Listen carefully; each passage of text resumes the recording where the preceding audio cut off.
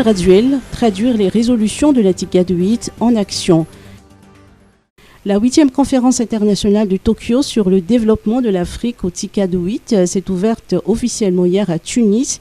Le président de la République Andraduel participe à cet événement aux côtés de plus d'une trentaine de chefs d'État et de gouvernements africains ainsi que des représentants des institutions internationales et régionales.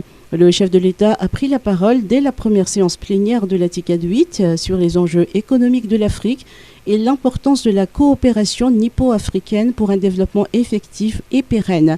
Il a développé les défis à relever en termes d'agriculture pour atteindre l'autosuffisance alimentaire ainsi que les projets de coopération nippo-malgache à l'instar du projet PC23 qui permet aujourd'hui d'irriguer 10 000 hectares de rizières en région Alochamangour. Andraduel a invité le Japon, les pays africains et les partenaires à aller de l'avant des discours et à traduire les résolutions de TICAD en actions concrètes.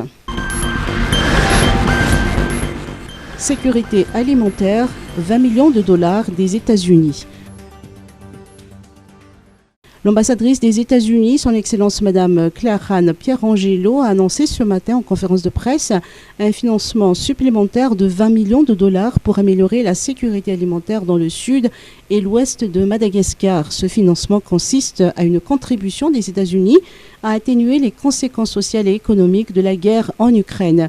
Ce financement sera départagé en deux dont 10 millions de dollars destinés à l'Agence américaine pour le développement international ou USAID afin de soutenir des projets nouveaux et existants et permettre de renforcer la résilience des communautés les plus vulnérables. L'autre moitié sera allouée au Programme alimentaire mondial, au PAM, pour fournir des rations alimentaires nutritives aux communautés du sud du pays. Ce financement a été annoncé aujourd'hui à l'occasion de la présentation officielle de Mme Anne Williams, nouvelle directrice de mission de l'USAID à Madagascar, qui succède à John Dunlop. Celui-ci a quitté Madagascar en début juillet dernier. Affaire Apollo 21, une pétition des proches de Philippe François. Les proches de Philippe François lancent une pétition pour la libération et le rapatriement de cet ancien colonel français de 54 ans, accusé dans l'affaire Apollo 21.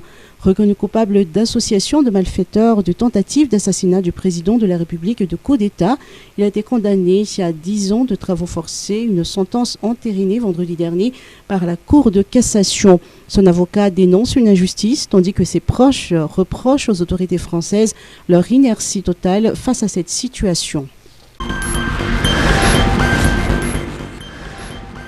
Covid-19, 11 nouveaux cas positifs en une semaine.